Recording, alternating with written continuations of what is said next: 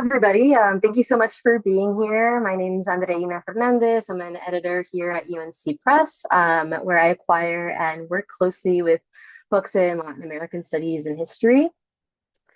We pulled this panel together in response to the renewed attention on US policy toward Latin America, particularly Venezuela and Cuba, and the speed with which these issues have returned to the headlines. When moments like this arise, the public conversation often moves very quickly, and historical context can get lost along the way. For many people, including folks like me who have ties or are from Venezuela or tied to the region in some way, these issues aren't abstract. They're, deeply personal, emotional, and material. And so that makes careful, historically grounded conversation, I think, all the more important. Here at UNC Press, we publish historians and scholars whose work is meant to help us slow down and think more clearly in moments like this, by grounding the present in longer histories of power, policy, and lived experience in the region. Rather than speculate about what might happen next, we wanted to bring together experts who can explain how we got here, what feels familiar, what feels newly alarming, and what context is missing from public discussion right now. We're grateful to our panelists for sharing their expertise on short notice, and we're recording this conversation so it can reach readers, students, and journalists who are trying to make sense of the moment beyond the headlines. I'm very happy to turn things over to our moderator, Christopher McKnight Nichols, who will introduce our panelists and guide the conversation. Chris is Woody Hayes Chair of National Security Studies and Professor of History at the Mershon Center for International Security Studies at The Ohio State University. He is the editor or author of 6 books focused primarily on US foreign relations, and he is one of the founding editors of our InterConnections, the Global 20th Century series, a UNC Press series that publishes innovative, global, international, and trans-regional histories. So with that, thank you so much, Chris. I'm going to send this over to you. Wonderful. Thank you, Andrina. I'm excited to be here with you all. It's my pleasure to be moderating and participate with this eminent group of scholars and book authors and a unique panel from the University of North Carolina Press. So thank you also to Sonia and the great team at UNC Press. First, I'll briefly introduce each of our panelists and then open with a broad question to give us some sense of the deeper context at work in the contemporary moment. And keeping in mind that what we're discussing is both what happened on January 3rd, Operation Absolute Resolve, where U.S. Special Forces attacked and took the president of Venezuela, Nicolas Maduro, to New York to stand trial. But also this is part of a longer process of escalation between the U.S. and Venezuela, and an even longer and deeper and important history, not just between the U.S. And Venezuela, but also across the hemisphere and around the world. This slots into all sorts of deeper connections and trans-regional histories that I think will be important for us to discuss. So I have very brief bios to present each of our folks here, but rest assured I could speak for many minutes about all of their eminent qualifications.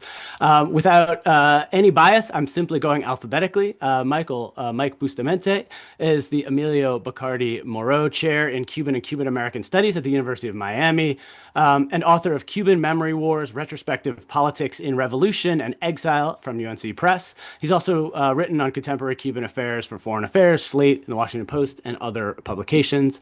Mateo Jarquin is the Assistant Professor of History and Director of the program in War, Diplomacy, and Society at Chapman University, and he's the author of The Sandinista Revolution, A Global Latin American History, also UNC Press. Renata Keller is a fantastic series collaborator with me as co-editor of the UNC Press series InterConnections, The Global 20th Century, and Associate Professor of History at the University of Nevada, Reno, author of the recently released Path-Breaking Fate of Americas, the Cuban Missile Crisis, and the Hemispheric Cold War. And finally, last but not least, Alan McPherson, an eminent scholar in several of the areas we'll be discussing today, Professor of History and Director of the Center for the Study of Force and Diplomacy at Temple University. His books with UNC Press include Ghosts of Sheridan Circle, How a Washington Assassination Brought Pinochet's Terror State to Justice, and 2025's The Breach, Iran-Contra and the Assault on American Democracy. So just to say, this is on the record, it's being taped, hopefully widely shared, and soon after we finish recording this and editing it, it will go out to the wider public. Our format here is to first first start with a few questions to each of the panelists and then open up a dynamic discussion. So first, and this is to you, Michael, based on your research, and really to everyone to follow, based on your research, what's an aspect of the context of the U.S. actions in Venezuela and Venezuelan responses as well, that's currently being missed in this sort of rush to judgment and sort of medium pressure-filled moment? Thanks, Chris, and thanks to UNC, and it's great to be part of this discussion. Um, maybe it's an answer that doesn't go too far back in time, but I think it's worth stating. I think the contemporary discussion about the operation is so colored by the events under the Maduro government over the last 10 plus years, and it's being talked about sort of in isolation from the context in which the sort of the Chavismo movement emerged to begin with, right?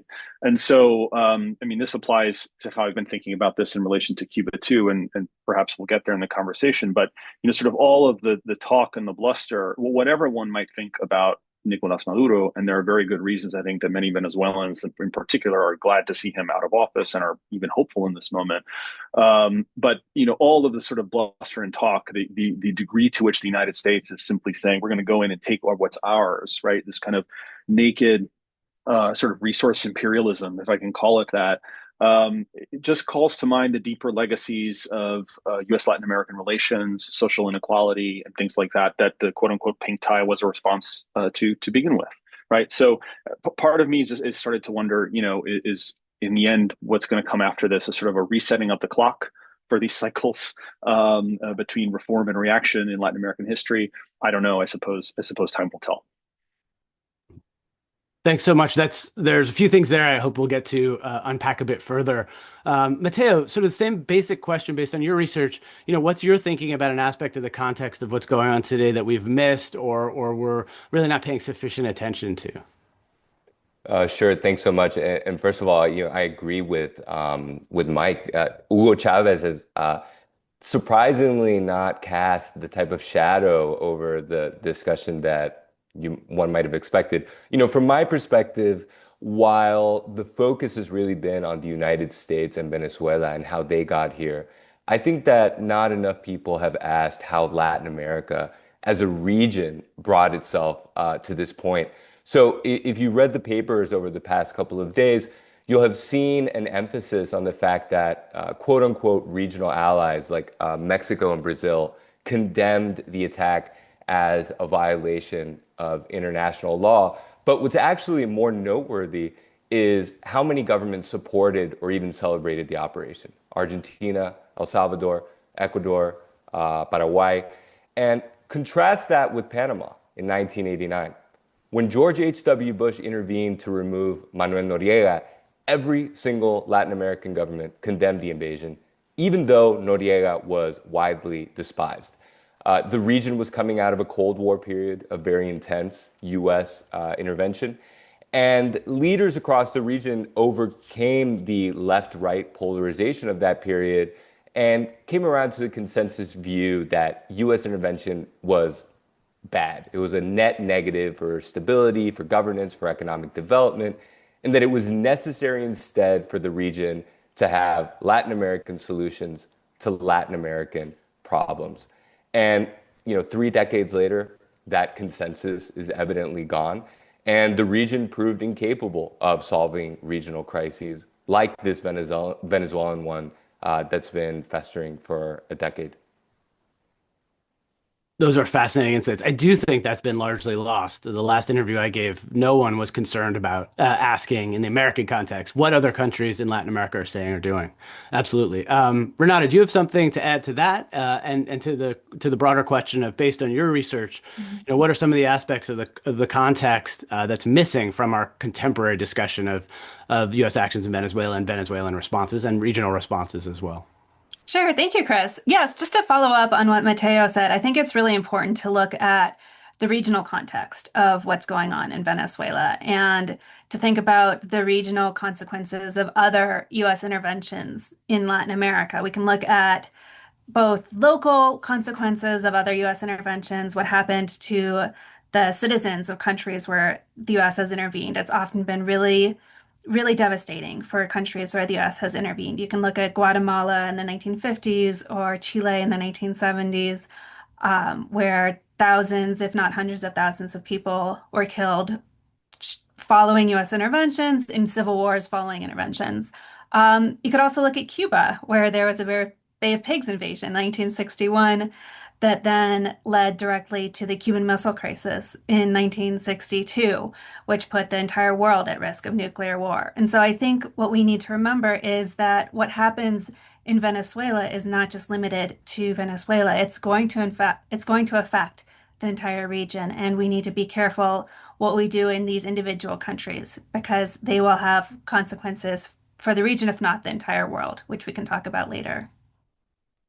Those are great insights, and in fact, we're already seeing, the U.S. Embargo questions related to oil tankers, trade with Russia, as kind of burgeoning hot flashpoint areas in terms of international consequences.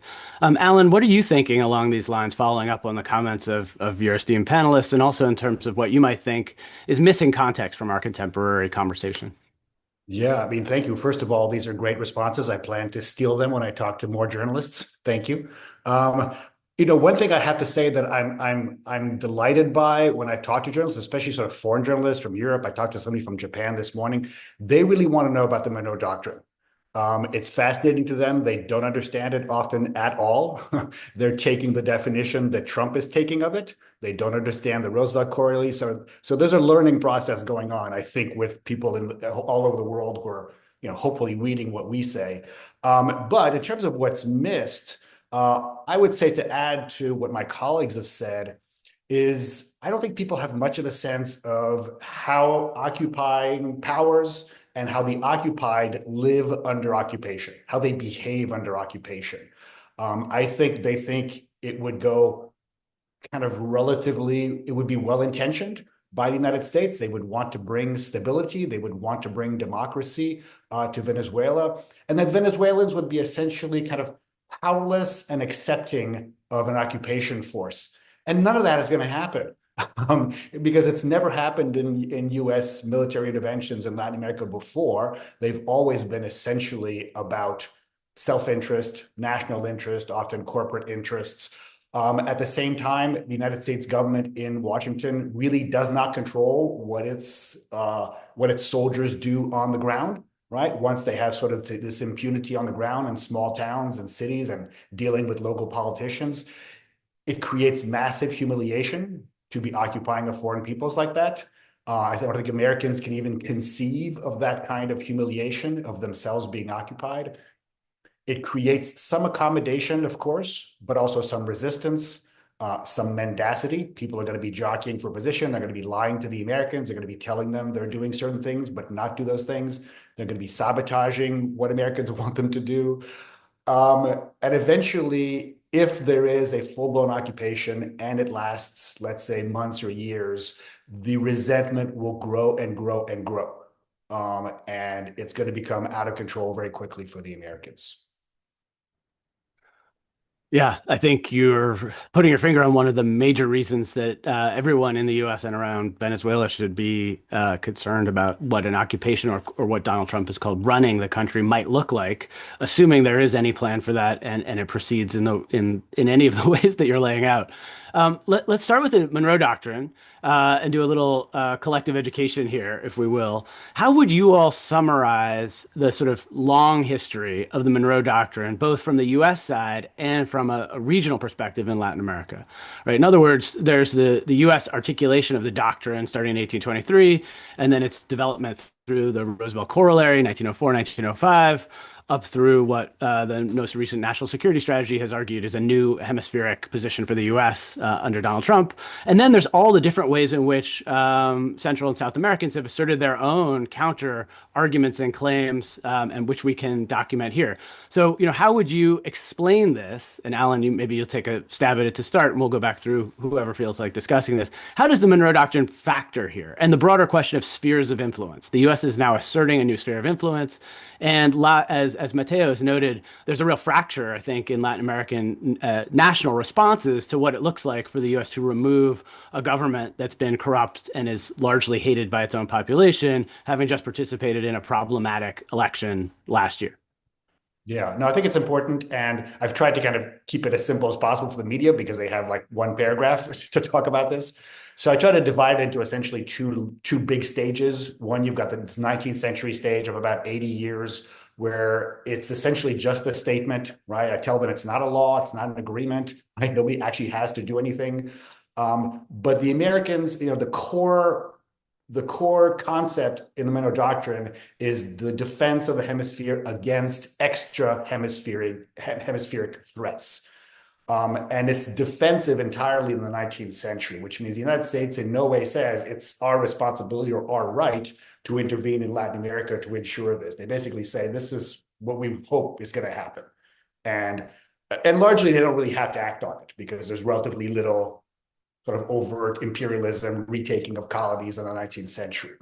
Then there's the second, much more important phase, which begins with Theodore Roosevelt, arguably with Olney Declaration in the 1890s, but essentially around 1898, which turns the doctrine into an offensive one, into one that tries to prevent European aggression by essentially intervening and proclaiming the right to intervene, mostly in the Caribbean and Central America.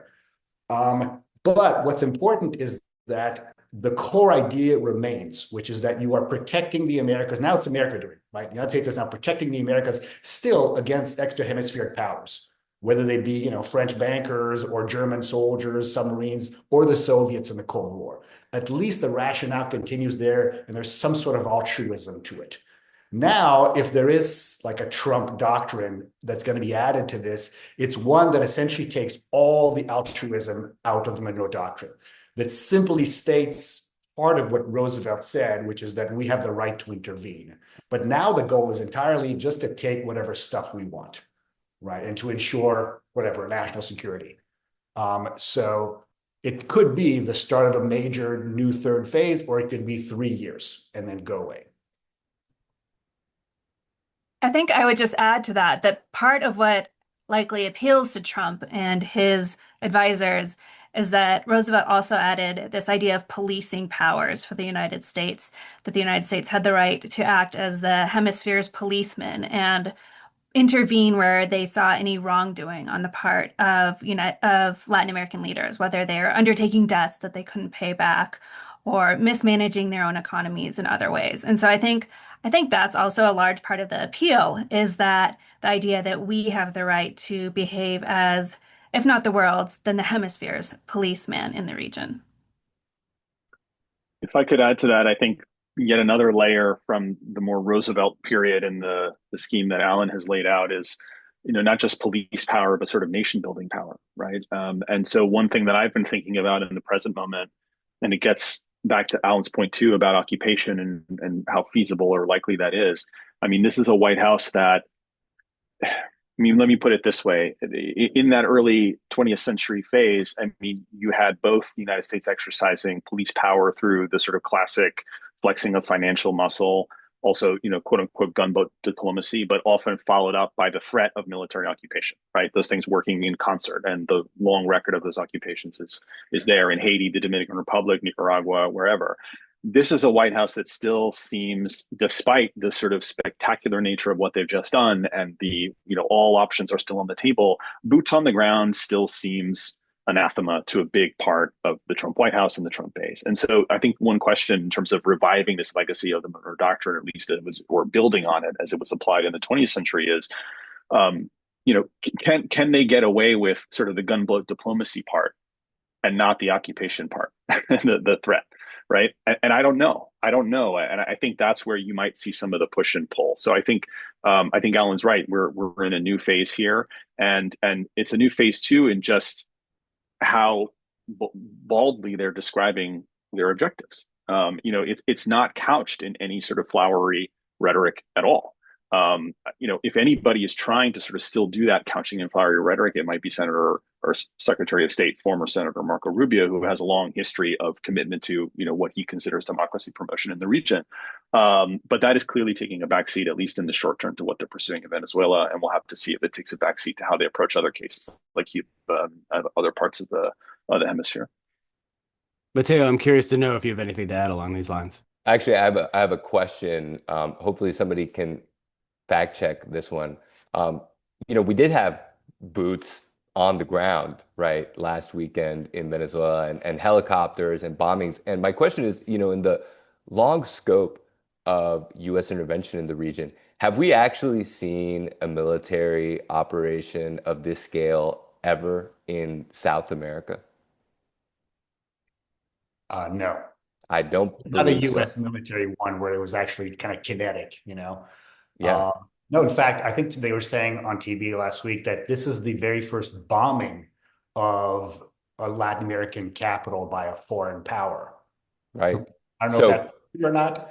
We're not talking Pinochet bombing Allende here, right? We're talking foreigners bombing a Latin American capital. I don't think that's ever occurred. Right. And I think the follow-up question to that, has there ever been kinetic is the word, right? A kinetic strike by the United States against a country of this size, right? Because we've mentioned, Haiti, DR, Nicaragua, Honduras, since the Mexican War. Yeah. In the Mexican Revolution, there were a couple U.S. That's right. interventions during the Mexican Revolution, but they were very short-lived and much more limited in their scope and their goals. Right. Yeah, wouldn't you have to say Wilson and the Pershing forces in Mexico would be the largest, most sustained in the 20th century? And it was also an utter failure. Right. But And also not meant to overthrow the government, Mhm. right? Not meant to occupy the country. So those things haven't happened since the Mexican-American War. Right? The actual occupying a large country, or at least overthrowing an important government. Although the U.S. Navy did occupy Veracruz, right? So, and then decided better. Yeah. Go ahead, Michael. I was just going to clarify. I mean, yeah, we saw boots on the ground. I think what I was referring to is sort of a longer term commitment of military occupation or something like that, which, depending on how things go in Venezuela, they've said is not off the table. But I think it's a country of 30 million people. I mean, we're talking that gets into sort of the quagmire that supposedly Trump was trying to get us away from. So that would seem, I think, another perhaps a bridge too far for even this White House. But all bets are off in some ways.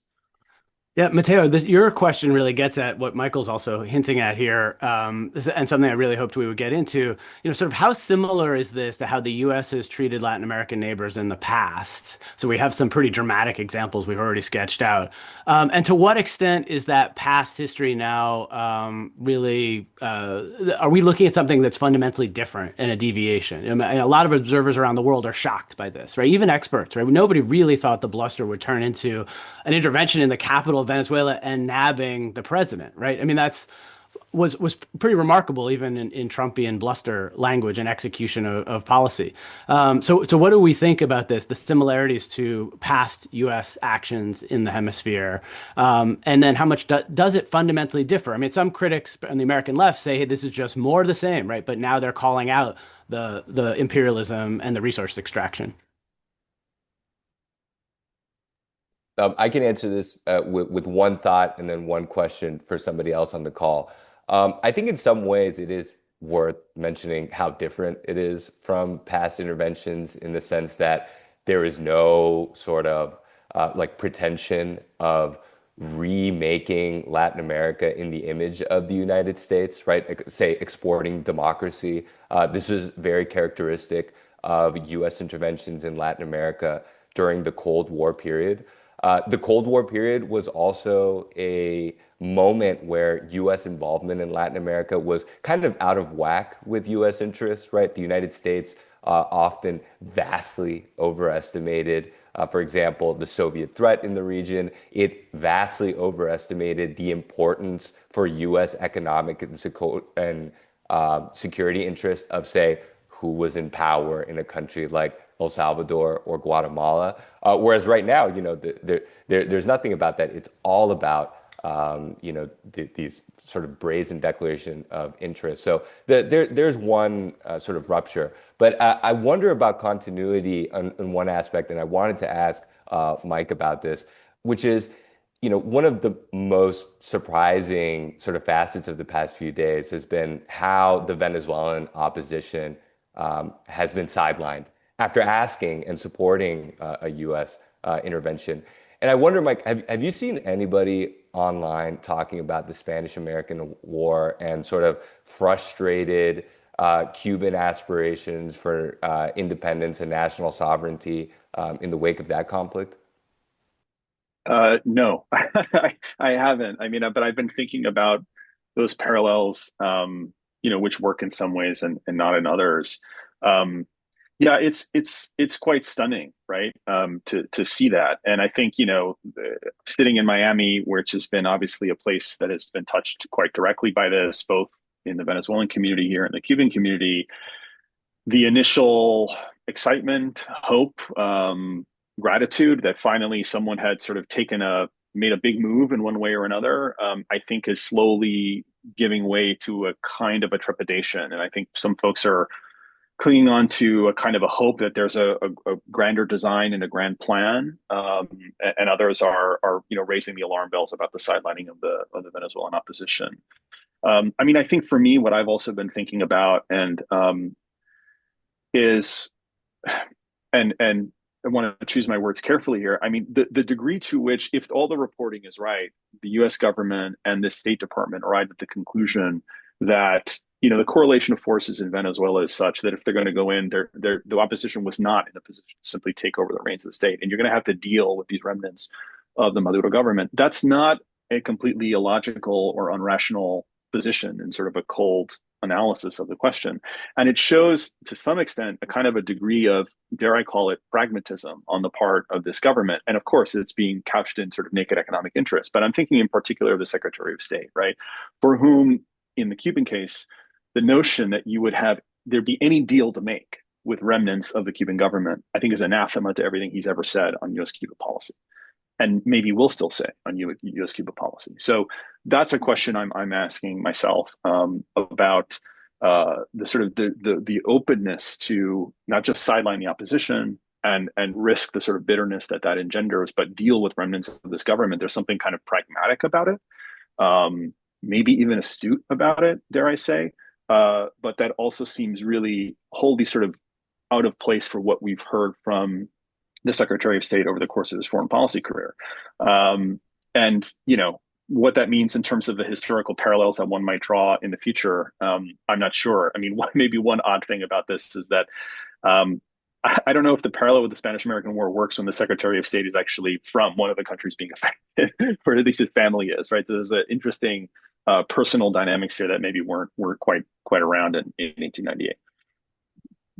Mateo, it's a great question. And Michael, I appreciate that answer. I think it's the Filipino side in 1898 that resonates even more, that the Filipino revolutionaries really did expect U.S. full democratic support, and they were heartbroken from it in a way that I don't know that the Cubans were by the time of annexation. I think there's a difference there. But in any case, that's an interesting and important historical parallel, which brings up a point that I think we should sort of frame for our listeners, viewers.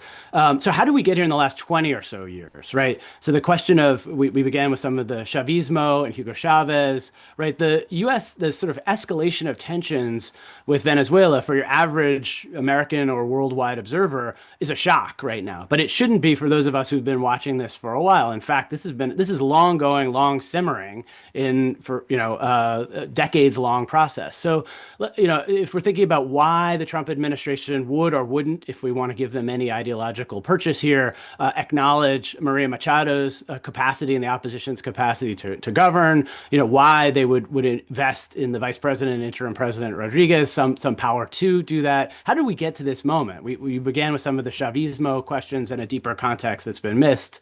What should we know? What should a broad and interested reader know about the last 20 years of these simmering tensions and the capacities of the opposition? I think part of the story, we've been talking a lot about the Secretary of State and Cuba, but I think it is a really important part of this story that ever since Hugo Chavez took power, Venezuela has been one of the main countries propping up the Cuban economy. The Cuban economy, after the collapse of the Soviet Union, was kind of left on its own, and Venezuela stepped in and supported Cuba through oil, through importing Cuban doctors, now Cuban security forces. And so I think because of especially the Secretary of State's own personal background, the idea of undermining Cuba's main supporter at this point is really appealing. And so I think a large part of the story is Venezuela's regional relationships, like I said, and its support of the Cuban government. I think there's a really large hope that if Venezuela stops supporting Cuba, especially through oil, then that'll further undermine the Cuban government. Yeah, I agree with that. Let me add another, perspective to this, which is I think the media generally is kind of misunderstanding or underreporting the domestic sources of the frustration with Venezuela. I mean, think about it. In the last 25, 30 years, if you work for the US government and in any way you deal with Latin America, 99% of the time you are dealing with immigration or drugs, right? Drug cartels, law enforcement, immigration, that's your job. That's what Latin America means to the US government ever since the end of the Cold War, right? It's not ideological stuff. It's barely trade, right? It's those two things that are perceived, both of them, as crimes. And so that's very important because, you certainly can attach almost any Latin American country to both of those problems. And Stephen Miller has become the point person on both of these issues, on immigration and drugs coming from Latin America. It's no coincidence that he was behind Trump at the press conference, even though he's the deputy chief of staff. He's not a foreign policy person, right? And yet he wants to inject this sort of domestic issues into this. And I think what happened is that everybody in the US government has been frustrated by these two issues for several presidents, right, since the 90s, and just being unable to do anything about immigration or drugs in any kind of decisive way, even a performative way. And they would have loved to probably hit a more friendly country like Mexico, but they can't do that, right? Because they need Mexico for all sorts of other reasons. It is an allied country. And so they went for the country whose leader everybody hates, whose leader nobody's going to be unhappy to see unseated, and who's also in the sights of somebody like Rubio because of Cuba. And so I think they picked him out of almost a process of elimination. He was sort of the easiest one to take out and then make this larger point that we're not going to tolerate drugs and immigrants coming to the United States anymore. I don't think it's going to solve either of those problems, but I think that's part of the motivation. I could add something to this. I mean, I think Alan makes a great point in connecting the conversation to immigration. The commentary in the last few days from U.S. government officials has not been subtle. That part of what they're seeing about the plan of stabilizing and moving beyond Maduro is also a greater way to facilitate deportation of the many thousands of Venezuelans who are here in the United States that are part of this kind of historic post-COVID migration that's not only Venezuelan, it was region wide, and so there is a clear connection. I think the only other point I wanted to make is that the sort of ratcheting up of tensions between Venezuela and Washington has been gradual. It's been in parallel with a rising polarization inside Venezuela, of course. From the Chavez period through to the Maduro period, through Trump 1, right, when sort of John Bolton was the architect of what it was then called the maximum pressure campaign to try to achieve some of the same results that we're seeing now, the recognition of an interim government. I think what's striking is that project, to one degree or another, of trying to clamp down on the Venezuelan government has been a bipartisan project. I mean, I remember being struck in the Obama years that at the very same time that the Obama administration is normalizing relations with Cuba, they're also increasing some sanctions on Venezuela in relation to domestic political events there at the time. So this is not to say that what Trump is doing is not a departure in terms of the extremity of the measures that are being taken, but there has been a slow build here for sure. Yeah, so slow that we can go back to 2002, right, when there was a coup against what was then the democratically elected government of Hugo Chavez, and the U.S. Ultimately seemed willing to support that new government. It didn't last, right? But it is part of this buildup. Yeah, and the ebbs and flows of U.S. sanctions policy. I mean, the closer you look at this, the more you know. Immigration, sanctions, narco trafficking, oil, they're all integrated into this set of regional questions, but Venezuela being sort of the tip of the spear, as Renato was noting. Just it's useful to center the Venezuelan diaspora or exile community a little bit here in our conversation, I think. Public reporting has shown lots of celebrations of those communities. Do you all think that that's representative, particularly American public reporting? And then, to what extent can we track some of this to what you're describing, Mike, in the kind of Venezuelan migration, recent past? So something like 8 million Venezuelans have left in the last decade. The Venezuelan American population has now swelled over 1 million. Some states like Texas and Florida have very sizable percentages of Venezuelans. Yeah, it's been a very interesting time to be in Miami, and there's a way in which the sort of support within the Venezuelan community, and this applies to the Cuban community too, for Trump, often linked to hopes of kind of more hardline policies toward the government in Caracas. I think had really taken some hits in the wake of this administration's actions on immigration, the sort of pulling out of the rug for however many thousands of Venezuelans were given parole status under the Biden administration, right? So you had started to see kind of fissures in sort of saying, wait, we were allowed to come here, to see the United States as a refuge, as a democracy supporting our ambitions, and suddenly, we're all being badmouthed. I mean, I think also within the Venezuelan community, also within the Cuban community, there's a fair amount of kind of internal jockeying. Well, the Venezuelans who came most recently are not like us who came. There's the good immigrants and the bad immigrants, and that kind of classic story. But at least for the moment, the sort of hope that this operation has raised for many Venezuelan Americans, it's providing a certain kind of political cover amidst this immigration crackdown that continues. And so I think it'll be very interesting to watch if, for example, there's not sort of a clear path to what Venezuelan Americans hope for in terms of a political transition, or a path for the Venezuelan opposition to actually come into power. And yet there's an accommodation with what's left of the Maduro government that then facilitates even more deportation over the next year or two. I mean, that's going to be interesting to watch in terms of how the Venezuelan community responds. And so I've seen a lot of celebration, but also some thoughtful, articles and Facebook posts and things like that from Venezuelans who are both happy, and they're not too distressed to see Maduro gone, but have some misgivings about how it happened, and certainly what's about to happen given the tone of the administration's rhetoric around this.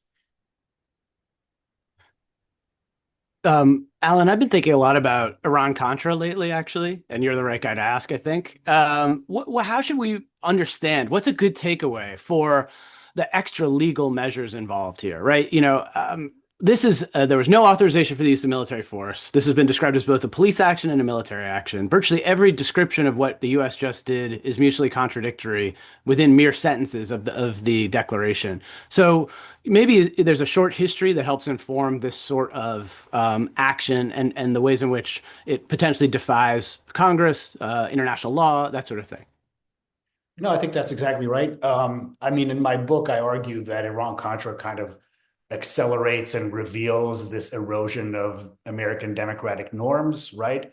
Especially when it comes to foreign policy and specifically in Iran-Contra. I think what happens at the end of Iran-Contra is that everybody's free to go, right? Everybody's pardoned, no lessons are learned. And so I think specifically anybody who's involved in CIA, NSC, and especially the Republican Party basically says, oh, we can keep doing this as much as we want, maybe hide it a little bit better. But keep on privatizing foreign policy, keep on breaking the law. And now you have a government who just explicitly embraces the lack of norms in democracy, right? It embraces sort of action versus law, right? And so you've got this, and on top of it, of course, foreign policy always does allow the president a freer hand than domestic policy does. And so Trump is running this operation the way he wishes he could run America, which is use the military for everything, bully everyone with military force, don't follow any laws, don't even promise democracy, don't even talk about it because you're raising false hopes. right? And sort of just pursue what you really truly want, which is riches for you and your friends. And so some of that was learned in Iran-Contra. I'd say the big difference was that at least the folks who committed crime in Iran-Contra, most of them were doing it for what they thought was actually U.S. national interest. They usually actually were serious about fighting communism, maybe even bringing democracy to Central America. I'll allow that, they had some noble interests. Here, that's completely gone now, and I think when you erode democracy, you go down that path of eroding any idealism that might go with democracy. So in some ways, we could chart a path from the 1980s erosion of democracy and unilateral use of sort of less visible power by the U.S. meddling in Central South America to today. Would you say Yeah. that? Yeah. Yeah. Back then, at least they had the decency to hide some of it. Right. And then and it's worth also noting that this is in international law, toppling a government by nabbing their leader is, of course, like prima facie illegal. And not generally done, right? It's commensurate. We were talking about the similarities before, and of course, the one clear similarity, I've been asked about this over and over again this week, which is Panama. Yeah. Panama 1989. This is clearly the sort of legal precedent that has been followed, which is that you identify a leader abroad, you decide that he's not the head of state, and therefore you can indict him on drug charges, and then you send the military to do the police's job, which is to arrest him. They followed that playbook, and those are the only two times, I think, in American history, right, that the Americans have done that abroad. I think the slight difference, though, is that Noriega, like, he ran the country, but he wasn't, like, on paper the head of state in That's right. Panama. Although Rubio has been saying that Maduro is also not the head of state because he didn't win the 2024 election. Of course, but it's a more abstract argument, right? Yes. Like because, of course, say the Venezuelan National Assembly recognized Maduro as president. The person that they say is now the president says that Maduro is still the president. So it's just a little bit there's more some abstract. difference. And in fact, Noriega had also declared war on the United States before their intervention. And there had been some harassment and the killing of a couple of Americans. Right. So there was a little bit more of a justification there. And Matteo, could you also embellish a little bit more on your distinction between the 1989 moment and how other countries were viewing the U.S.'s intervention and extradition or kidnapping of Noriega and trying him versus the current moment? What countries and what interests were involved there? How would you parse that a bit more? Well, there was also just the wider crisis that emerged in the region in the 1980s over U.S. intervention in El Salvador and Nicaragua. And I think what was remarkable about that moment is that over the course of the 1980s, especially as more countries transitioned toward democracy, they developed this consensus, right? That regardless of what you thought about who was in power in these countries, right, that U.S. intervention had made matters worse over the years, and that it was making matters worse in the 1980s.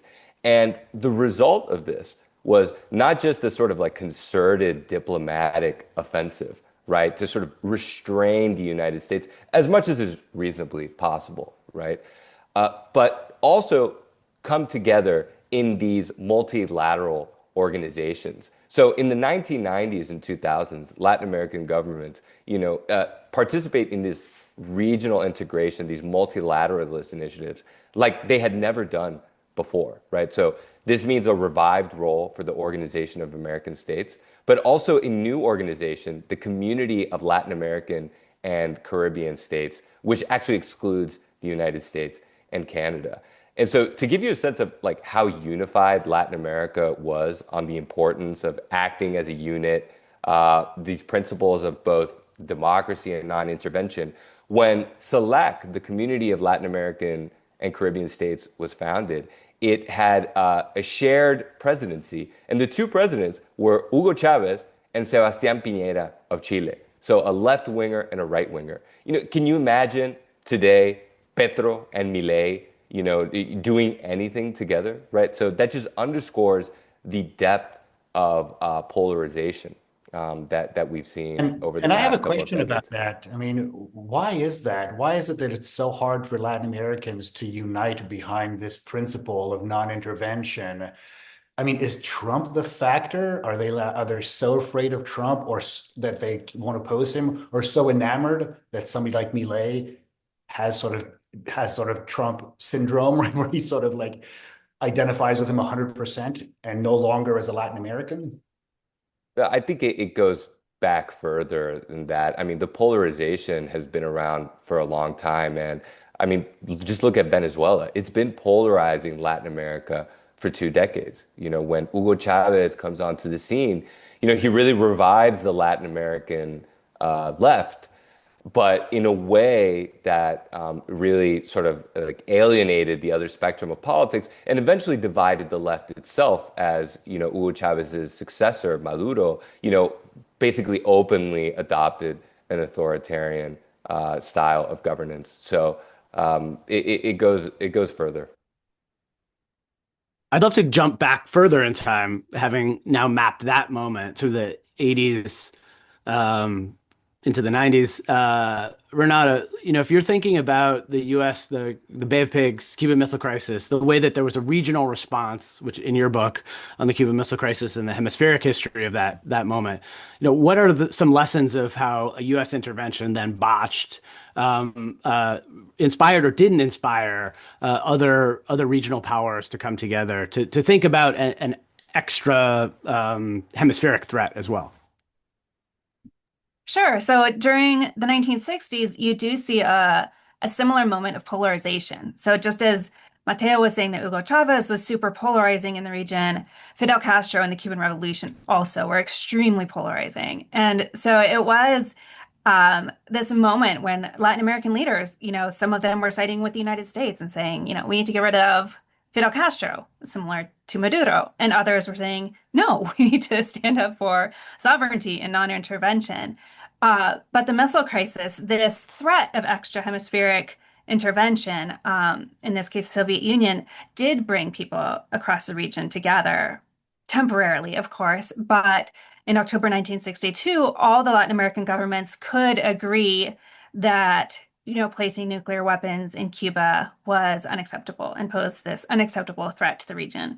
I think the comparison today is we don't have that clear extra hemispheric threat.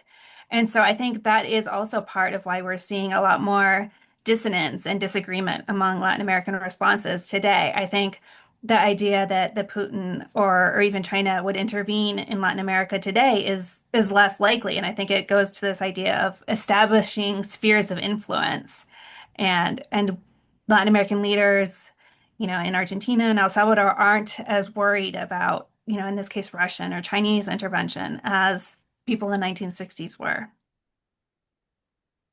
Are there earlier precedents that you think we should be considering? So there's the Venezuelan crisis of 1902, 1903. We've talked about the Spanish-American War a little bit. We could go back to the Calvo and Drago doctrines, articulations by Latin American jurists of their own spheres of influence and autonomy against interventionism. What should we be thinking about in this broader, say, 150-year time horizon? That's for everybody. I mean, I think we should be thinking about all of those things, but there is this sort of key period of about 30 years, right, between sort of the Platt Amendment of 1901, when the United States basically says, not only are we kicking out Spain, but we're taking over the foreign policy of this country, and then Panama, and then a bunch of other countries. And that state of affairs, this sort of right, this unilateral right that the United States gives itself to intervene over and over again, with really just a fig leaf of Monroe Doctrine behind it, lasts until the 1930s. But there is this moment in the 1930s when Latin Americans have been pushing back for a decade, and they finally get some agreements in the 1930s and get the Americans to agree to stop intervening, right? At least stop militarily intervening in our countries. And the Roosevelt administration, the other Roosevelt administration, 30 years later, finally says, okay, that probably is the best way to go, as long as there's plenty of trade, right? And now this government seems to be saying, we're just going to take stuff. We don't really care about trade, but I mean, that might actually really damage trade. in a lot of ways, because military intervention, in fact, often did damage trade. I think there's too easy of an association among historians too, especially on the left, of saying all interventions are for money. And that's often not true at all. They're for, all sorts of other reasons. Sometimes it does benefit business. Sometimes it does the opposite. Sometimes even American occupiers themselves are saying, hold on, businessmen, you're going way too fast here. We're actually here to rebuild the country. So you're taking too much land, you're buying too much stuff. And so I think that's an easy association. And I think peace is by far the best lubricant for trade and for business.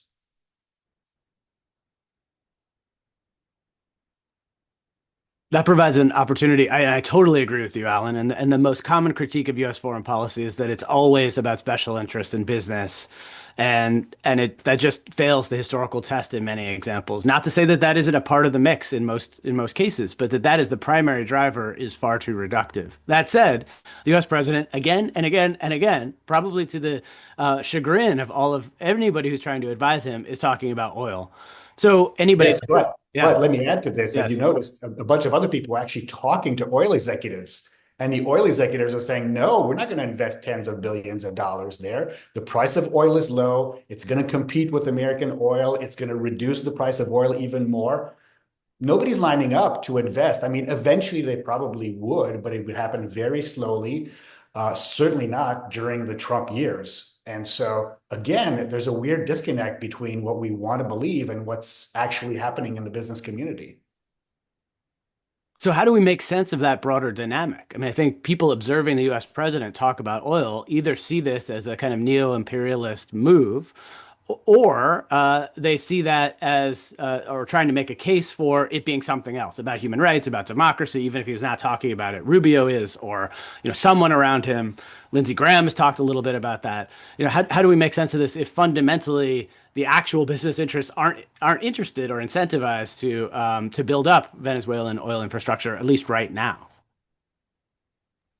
I think it goes back to some of the other motivations we were talking about earlier, right? I think Trump is pretty easily manipulated by his advisors, whether it be Stephen Miller or Marco Rubio. And so I think Trump is like, yeah, oil. But I think there's a lot of other motivations behind the people who are actually driving foreign policy, whether it be domestic politics or inter-American relations, the knock-on effect on Cuba. So I think there's a lot going on, and in Trump's simplified version of it, he's really kind of glommed onto the oil motivation, but I think there's a lot of other ones going on as well. I would add to that. I think what's remarkable is I think a lot of us, me myself, I'm guilty of this too, are watching this kind of slow, buildup of naval forces over recent months, and the debate about the questionable airstrikes on quote unquote drug trafficking boats, and kind of are they really going to go there? The sort of, or is he going to chicken out? Essentially, right? And I think it's difficult to imagine this happening without a kind of correlation of forces inside the White House, where every sort of fiefdom in the White House kind of gets something that they want, right?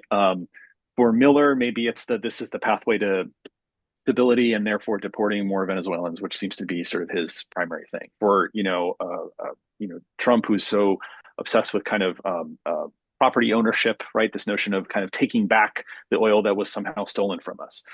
For Secretary of State Rubio, it's the possibility or trying to thread the needle of both the knock-on effects on Cuba, but then also still trying to keep a space for an actual democratic transition if he can create a path there. For Hegseth, it's sort of just the U.S. military is back, baby. This sort of spectacular kind of a thing. I think, and I'm going to be really curious to see how patient, what's the sort of the government's degree of tolerance for how difficult this may be going forward. You know what I mean? How long can they keep their attention spans?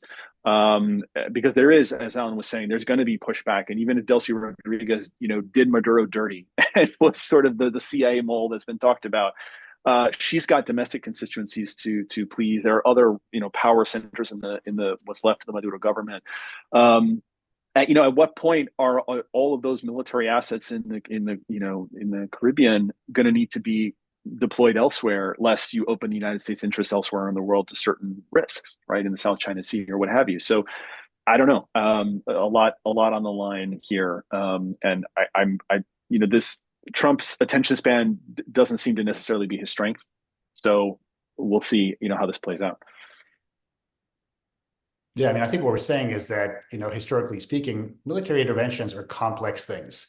They tend to be reduced and simplified when there is a clear attack on the homeland, such as Pearl Harbor, such as 9/11. Then we know why we're in there. Apart from that, you've got to have several motivations that are overlapping, and often, like Michael said, they're held by different people in government. At some point, they all kind of agree, okay, we all want these different things, but let's agree on one thing. And maybe it's WMDs in the sense of Iraq. Maybe now Trump he glommed onto oil because he understands that and he believes in it, right? It speaks to him. Others are glomming onto other things. It's a particularly undisciplined message in this case. They could have all gotten behind oil or all just said democracy while doing nothing about it. It's remarkably undisciplined, right? Just that press conference was insane. They all said completely different reasons for attacking a country, none of which had to do with doing more with against drugs, which is the reason they went in there. Right? Yeah, and worth remembering that if it were just about oil, the military operation was entirely unnecessary because everything that the Rodriguez brothers, Delcy and Jorge, are offering the United States in terms of oil, Maduro offered, right? So they could have had that. So all of the above, in terms of other justifications that Alan, Renata, and Mike were mentioning, just one more, which is, this sense in the U.S. administration that they want to send some kind of message in terms of great power politics to Russia and China. Not entirely clear exactly what that message is, right? I think some observers see it as sending the message to Russia and China that we're going to do spheres of influence. So we'll do this in Venezuela, and maybe you can do what you want over there. Or maybe the message is, no, we want our neighborhood, and also you still can't do what you want in Ukraine and Taiwan. So we'll see how that plays out. Yeah, very hard to know what those signals will be worldwide, except that it seems like a Pandora's box has been opened for great powers to exercise power unilaterally and perhaps in unprecedented ways. The one last big picture thing I wanted to ask here is to think about what does this mean for Mexico, Cuba, Colombia, other countries that the Trump administration is now rattling the saber at. If you think about interventionism, especially when it has gone well for the U.S., it has often meant more interventions, and that has been catastrophic, or low-level confidence that then moves forward in some other direction. Are the leaders in those countries, should they be worried? Should we all be worried as citizens, as scholars, about something next in the region? Does this feel like a precursor, in other words, and do we have some historical precedents that might help us see that big picture as we close out our conversation?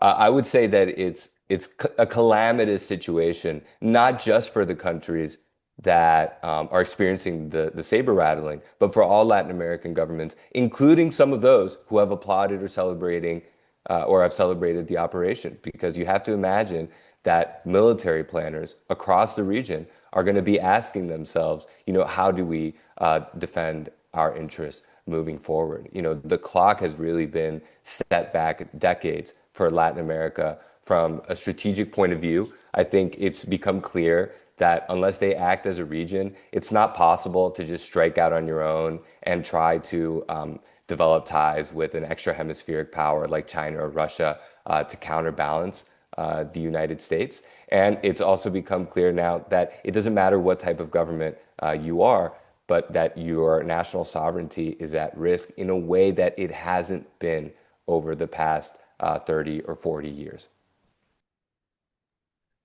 I'll take the Cuba part of it if that's, and Renata can take a stab at this too.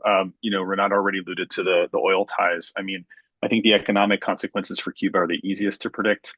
Already with the naval blockade preceding the military operation, it looked like Cuba was going to lose what was left of Venezuelan oil shipments to the tune of 30 to 35,000 barrels a day. which, Cuba is not as reliant on Venezuelan oil as it was, say, 10 years ago when those numbers were more like 100,000. But there's a huge energy deficit in the country. And so the Venezuelan supply was the most stable. And so losing it is a gut punch to an energy matrix in Cuba that's already suffering. I mean, 5 nationwide blackouts in the last year. Whether, Cuba is next, I have my doubts. I think all of us should be sort of steeled by the experience of the early 90s and predictions of, Cuba being the next domino to fall. At the same time, I think we have to recognize this is a very different moment for Cuba. Fidel Castro's not around. The lived experience of those in Cuba at that time who had lived through the revolution and had some kind of perhaps still a connection to what that represented, that is gone. I mean, you have 2 to 3 generations of folks in Cuba who come up in one or another version or degree of intensity of a crisis. Cuba's economy was already reeling. The political legitimacy of the post-Castro state is at its low point. And so I think one of the tragic things for me is that, I know many Cubans who might have, were really vocal supporters of Obama normalization efforts, say 10 years ago. And, 10 years later are saying to me, at this point, if the Americans came in, I might actually welcome it because it would sort of at least move things. And that I think is just such a tragic thing for, a national history that's so bound up in the search for that sovereignty, right? That we referenced, right? So whether the administration actually goes there, I don't know. I don't think the economic effects are enough to bring down the Cuban government. But if there's mass protests and that provides a kind of a pretext, on the other hand, Cuba does not offer oil. And so to the extent that the resource question is part of the equation of what created this consensus for the Venezuela operation, do they really want to go there? And if Venezuela is messy, perhaps less likely to go after Cuba, but some dark days ahead on the economic front, certainly for Cuba, no doubt. I agree. I mean, I would think if I were in Cuba or Greenland, I'd be worried because those are they're easier to bully. They're easier to overthrow. I mean, Greenland would bring about the end of NATO. That's quite serious. Hopefully, a lot of cooler heads in the Department of Defense will tell the president, do not do this. But I think militarily, it would be easy. Larger allies like Colombia or Mexico or Canada would be much, much more difficult, come at much more of a cost. So I think it's going to depend to what extent Trump can sort of be bullied back, right? Be resisted, and then he might respond to that force. Yeah, just to agree with what everyone has said, I think it's devastating for the region. I think it's incredibly destabilizing. I think a well-planned, well-thought-out transition to the opposition could have the potential to stabilize Venezuela and, help with the immigration issue, but that's not what this is. And this is, it seems like it's just propping up the same old regime, but stripping away any respect for sovereignty, which sends a clear message that other operations might also be equally poorly planned. And even though, invading Mexico would have terrible consequences, that's not necessarily going to stop them. And so I think it just sends a very clear message that the way the United States plans to behave in the region is very much kind of by instinct, by vibe, and without any consideration for the long-term consequences of our actions.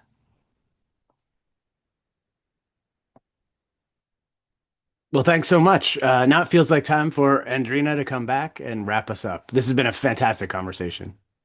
It really has. Thank you all so much. It's been really an informative and generative conversation. As we navigate the speculative, inflammatory, and constantly evolving headlines, I really think your expertise and groundedness is invaluable. I know I learned a lot from you all today, and I trust that our viewers and listeners will have as well. I think with that, we'll go ahead and end the recording. And thank you all again so much for your time, especially on such short notice.